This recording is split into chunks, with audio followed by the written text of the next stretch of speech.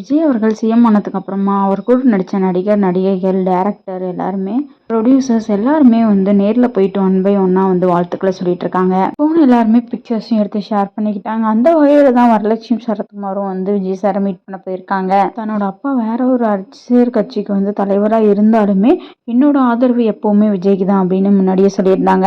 தொடர்ந்து விஜய் அவர்களை இப்போ மீட் பண்றதுக்கு சான்ஸ் கிடைச்சிருக்கு. தன்னோட கணவர் கூட வந்து விஜய் போய் மீட் பண்ணியிருக்காங்க. ரொம்பவே எமோஷனலா பேசியிருக்காங்க. விஜய் சாரை மீட் பண்ணதுக்கு வந்ததுக்கு அப்புறமா ஒரு ஸ்டோரியை ஷேர் பண்ணியிருக்காங்க. அதை பத்தி இந்த போஸ்டர் வச்சு நான் என்ன சொல்றதுன்னு யோசிச்சேன். ஆனா அதுக்கப்புறமேட்டு தான் யோசிச்சேன், இதை பத்தி எல்லாருமே பேசிட்டாங்க. ஸோ நான் ஒண்ணு மட்டும் சொல்லணும்னு நினைக்கிறேன்.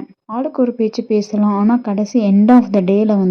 ஆனால் கடைசியில் ஜோசப் விஜய் தான் வந்து நம்மளோட முதலமைச்சர். நிலச்சி நிற்கிறதுக்கு தான் வந்திருக்காரு. விமர்சனம் பண்ணுறது ஈஸி. முதல் முயற்சியிலேயே வந்து முதலமைச்சராக வரத்துக்கு மிகப்பெரிய தைரியமும் விடாமுயற்சியும் அப்புறம் தமிழ்நாட்டு மக்களோட பேர் ஆதரவும் வேணும். இந்த அதிகாரமிக்க பதவிக்கு நம்ம மரியாதை கொடுப்போம். வார்த்தைகளை விட செயல்கள் தான் வந்து எப்பவுமே பேசும். சொல்லிட்டே இருக்கவங்களுக்கு காலம் எப்பவுமே பதில் சொல்லும். அது வரைக்கும் பொறுமையோட கொஞ்சம் மரியாதையா சின்ன ஊக்கத்தோட அவர் என்ன செய்ய போறாருன்னு பார்ப்போம். Love you sir. நான் எப்பவுமே விஜய் வெறியன் தான். எங்களை சந்திச்சு எங்களுக்கு இவ்வளோ நேரம் டைம் ஸ்பெண்ட் பண்ணுறதுக்கு ரொம்பவே நன்றி. ஷூட்டிங்கில் நாங்கள் பேசினதை வச்சு நினச்சி சிரித்தோம்.